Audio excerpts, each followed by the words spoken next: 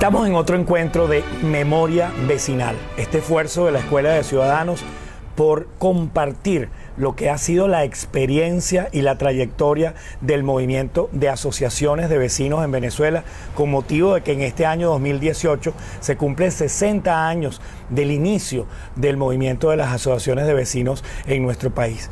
Y estamos en compañía de una periodista que fue la primera estudiante universitaria que hizo su tesis de grado en la Universidad Central de Venezuela sobre el fenómeno de las asociaciones de vecinos. Se trata nada menos y nada más que de María Gabriela Gervasi Pagazzani. Ella es la hija de una de las pioneras, de la pionera del movimiento de asociaciones de vecinos en Venezuela, que nuestra queridísima Ligia Gervasi. María Gabriela, qué gusto compartir contigo, además en tu casa, en esta casa de siempre, en la que grandes páginas del movimiento ciudadano se han escrito en estas paredes. A mí me encanta que estés aquí, sobre todo que hay un sentimiento bellísimo, que es la nostalgia. Sí. Y cuando uno siente y vive tan intensamente aquellos momentos de las asociaciones de vecinos, cuando se gestaba el movimiento y la importancia que empezaba a tener en el ciudadano el poder local, uno dice, cónchale, qué de tiempo, qué nostalgia, pero creo que ha servido de mucho y sirvió de mucho. Y justamente queríamos hablar contigo ya al final de nuestra conversación de hoy sobre la potencialidad de eso a partir de las que tú has estudiado. Pero primero, María Gabriela, comencemos con el corazón, con las emociones. Tu papá, un periodista muy reconocido en el periodismo económico venezolano, Chepino Gervasi, un hombre que es recordado constantemente, hay premios, hay distinciones que llevan su nombre, y tu mamá, Ligia Gervasi, la pionera del movimiento de asociaciones de vecinos. Yo la llamo la heroína. La heroína. Y tú, en buena medida, eres una combinación, periodista también, y tu tesis y tu fuente fundamental en su momento fue el movimiento vecinal. ¿Cómo es eso de ser la hija de Chepino y Ligia? ¿Qué cosas recuerdas de esta casa? Yo empezaría diciéndote que son sentimientos encontrados, pero es cuando se encuentran cosas positivas. Definitivamente, ya te lo dije, mi mamá es una heroína. Bueno, y mi papá fue como el pilar fundamental y la guía, vamos a decir, aunque nunca hubo una influencia para que yo estudiara periodismo. Eso fue una elección libre, definitivamente mía, y lo asumí. A veces me arrepiento, pero no. Yo creo que ya andamos mucho del camino y siempre pasan cosas muy curiosas. Me imagino que le ha pasado a mucha gente. Como hija de Chepino, en el periodismo si lo hacía bien, era muy natural, porque era hija de Chepino, no podía ser de otra manera. Pero si lo hacía mal, ¡ay, qué horror! No sacó nada del papá. Wow, qué fuerte, ¿no? Es fuerte, entonces llega un momento que tienes que como desembarcar del alma una cantidad de sensaciones y cosas y empezar a hacer lo que tú consideras y cómo concibes, en mi caso, el periodismo. Yo tuve la suerte de estudiar en la Universidad Central de Venezuela, de cuestión que me siento súper orgullosa. Creo que en periodismo existía la mención periodismo. Sí, hacía otras menciones, pero la mía era periodismo. Y se me presentó la gran oportunidad de hacer pasantías en el Nacional, una vez muere mi papá, y recorrí muchas fuentes en el periódico.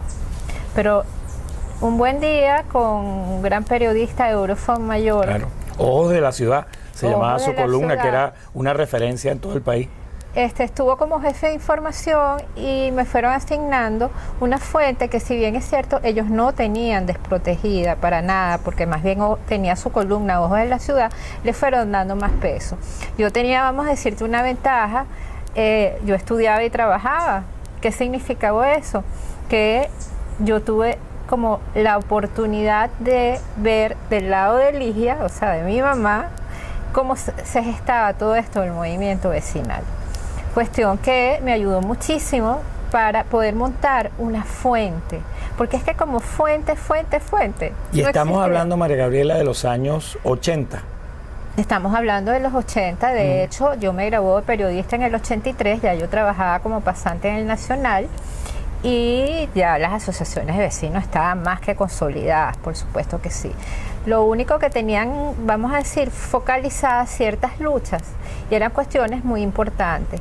La parte mediática parecía no tener un peso muy grande en todo esto, pero con el apoyo que dio el Nacional y las investigaciones que yo realizaba en la fuente, se lograron grandes éxitos. Por ejemplo, yo no puedo olvidar los titulares de primeras páginas de las peleas ganadas de las áreas especiales de la ciudad de Caracas. Pero la historia es que estudiando periodismo, yo decido entonces, un poco práctica, realizar un documento que recopilara lo que todo el mundo se decía de boca a boca, pero que no estaba escrito, no había una investigación, o sencillamente si alguien la había hecho no la había plasmado. Y decido como tesis de grado hacer un documento, un reportaje periodístico sobre el origen, la evolución y perspectivas del movimiento vecinal en el área metropolitana de Caracas. Tú me dirás, bueno, pero ¿por qué tan específico? Porque es un consejo que ahí me voy de profesora universitaria que siempre les doy a los estudiantes. Cuando tuve oportunidad de dar clase en la Católica, lo decía, yo creo que lo específico te puede llevar a grandes cosas y no ponerse como trabajo de tesis de grado aquellos sobredimensionados temas que después te dispersas y nunca te gradúas y nunca haces la tesis. Entonces, un documento que sí fue el primer documento que recopiló la historia, viéndolo y analizando su origen, su evolución y perspectiva, y por supuesto están todos ustedes. Cuando digo están todos ustedes, son personajes que entre negro y negro conversamos, que tú bien conoces. Y así fue la historia de la tesis de grado, que salió con honores y de lo que yo me siento realmente feliz. Y me sentí mucho más feliz porque considero que el país, el poder local en Venezuela se divide en antes y después de las asociaciones de vecinos. María Gabriela, hablemos de la tesis en profundidad.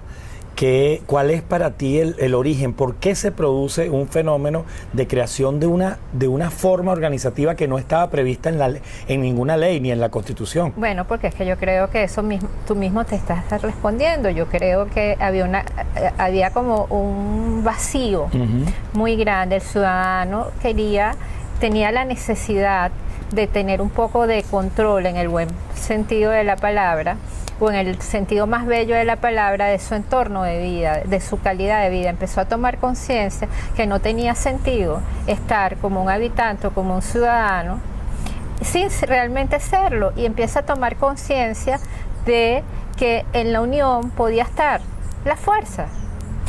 Pero no creas, también había antecedentes. En la dictadura de Gómez hubo antecedentes, no de asociaciones de vecinos, pero sí de grupos de personas que se unían para poder reclamar, vamos a decir, cosas que parecían muy puntuales y muy elementales, rutinarias. Una cloaca, un árbol que no les cortaban o que no les querían cortar y era un árbol protegido, y ahí empiezan a darse los primeros pasos. Pero ante una dictadura tan reacia como esa, el movimiento no prosperó. Se fueron dando como intentos. Yo creo que los años 70 fueron fundamentales porque creo que era una Venezuela que se veía vislumbrarse a todo tren. Creo que nosotros fuimos un gran país. Bueno, quiero decir, somos un gran país. Eso no significa que nos gobierne unos buenos gobernantes. Y como un gran país que fuimos, pudimos sociológicamente, pudimos entender qué importancia tenía eso que llamaban poder local. Que no podíamos ser todo, vamos a decir, presidencialistas, refiriéndome, por ejemplo, a las grandes figuras de los poderes elegidos popularmente o por elecciones populares.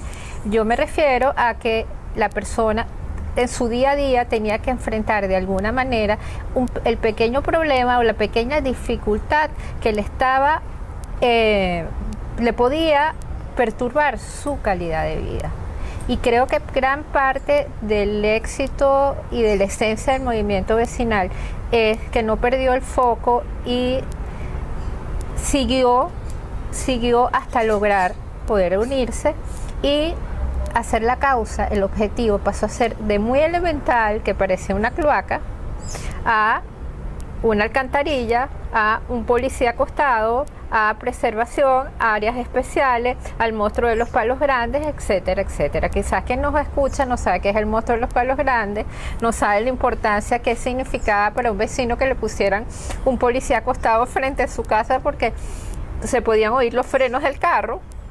Entonces, yo creo que fue importante por eso. Y esos fundadores, esos ciudadanos, que son los verdaderos ciudadanos para mí, entendieron que el respeto, la tolerancia, el equilibrio en los criterios, en las exposiciones, estaban más allá de cuestiones partidistas. Uh-huh. Yo no te voy a decir el cliché de que todos eran políticos, que la política es mala, no. Yo creo que todas las actuaciones en nuestra vida tienen gerencia y tienen política. Lo que sí creo, de verdad, es que se desprendieron de intereses que iban más allá, sino que no fuera la calidad de vida del ciudadano y la necesidad sociológica de hacer participación y lograr el poder local. De hecho, coincidió con la división de los municipios. Uh-huh. Para el tiempo que yo trabajaba en el Nacional no existía el municipio Chacao, existía el municipio Sucre, y creo que el Nacional Gabriela, ¿te acuerdas? Era Distrito Federal y Distrito Sucre. Y Distrito Sucre. Y luego se fragmenta en los municipios y todo esto. Parece que fuera ayer, pero fue así. Y era algo de suma importancia, porque tú te imaginas, te estaban haciendo una división territorial. Tú estás viviendo en un sitio y de repente viviste en otro. Sí. Entonces yo creo que con la fuente, vamos a decir, de la que llamaban ciudad, más que abrir una oportunidad que en lo personal para mí fue maravillosa, yo creo que el Nacional abrió una especie de... tuvo como una visión de lo que debía ser un gran país. María Gabriela, ¿qué recuerdas? ¿Qué grandes descubrimientos hiciste en algunas asociaciones de vecinos, en algunos de esos conflictos, los planteamientos esos particulares, pero también los de carácter general? En esta tu casa, en la casa de tu señora madre, se hablaba de los problemas de las comunidades, de cada una de las urbanizaciones o de los barrios, pero al mismo tiempo se hablaba de la Carlota como una lucha común, o se hablaba de la necesidad de una ley orgánica de régimen municipal, que para ese momento no existía. La clase política no había cumplido algo que estaba previsto en la Constitución del 61. Ciertamente, claro, y además cerca de 1978 se logra introducir todo el tema del movimiento vecinal. Yo creo que ahí hay dos lecciones importantes para mí, dos descubrimientos. Primero, que creo que la sociedad venezolana pudo demostrar en un momento determinado, cuando me refiero a sociedad me refiero como conglomerado de ciudadanos, pudo tener una iniciativa propia y pudo reclamar y abarcar y llenar un espacio que estaba muy vacío.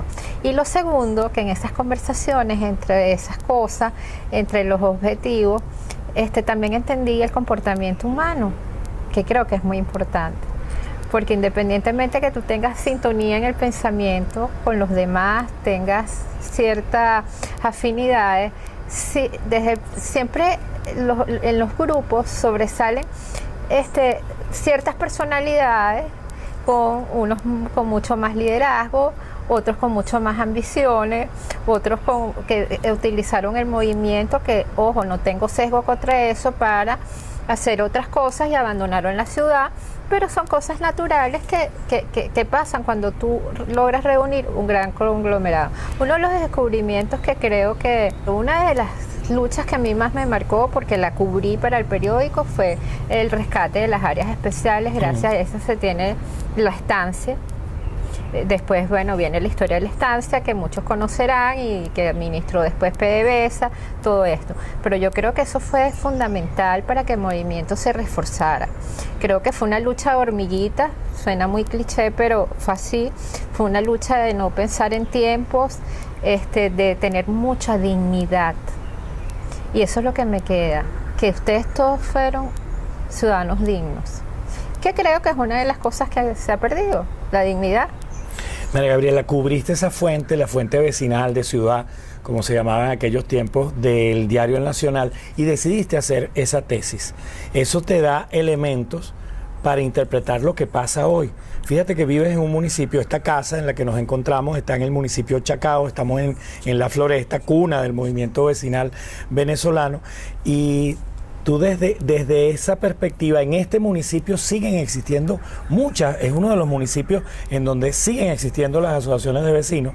En muchos lugares de Venezuela también ocurre, pese a no estar prevista la figura en la Ley Orgánica del Poder Público Municipal, existen, se legalizan como asociación civil, asociación de vecinos de tal comunidad. ¿Qué potencialidad le ves tú a las asociaciones de vecinos? Si ocurriera, por ejemplo, que volvieran a ser mencionadas en la ley, que se recuperara esa legalidad, ¿qué crees? ¿Habría un resurgir de las asociaciones? Claro, indudablemente que sí. Y yo creo que los pioneros de todo el movimiento vecinal deberían volver, no es que les toca por obligación, pero sería el gran ejemplo, porque yo creo que nosotros no podemos seguir con esta desorden y esta anarquía de organización social. Yo creo que las asociaciones de vecinos son fundamentales para poner una jerarquía, para poner un organigrama, para poner orden, porque lo que estamos viviendo realmente es una especie de anarquía. La asociación de vecinos, al ocuparse de su entorno inmediato, al ocuparse y subiendo escalón, puede llegar a ser pero tan fundamental que puede definitivamente ayudarnos a rescatar el tema de la democracia venezolana. Yo no creo que exista algo en la sociedad, en cualquier sociedad más democrática, que no tenga asociaciones de vecinos. Es más, yo creo que el vecino es todo, porque el vecino es tu despertar. Tú ves al vecino muchas veces más que a lo mejor que a tu hermano. Entonces creo que sí, definitivamente yo le veo perspectivas. Lo único que habría que tener mucho cuidado. Creo que en las anarquías se producen problemas muy ligados al desarrollo social, que son la ambición. Creo que, como te lo dije antes, no tengo ningún tema ni ningún sesgo contra la política, pero en lo absoluto.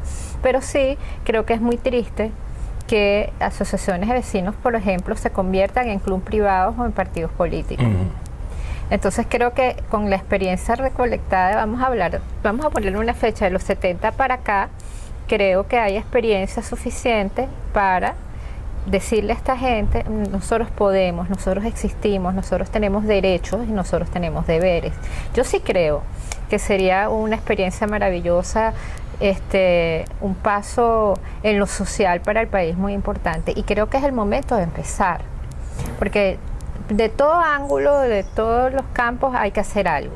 Hay que acabar con esto, con la anarquía. Las asociaciones de vecinos no se pueden disminuir.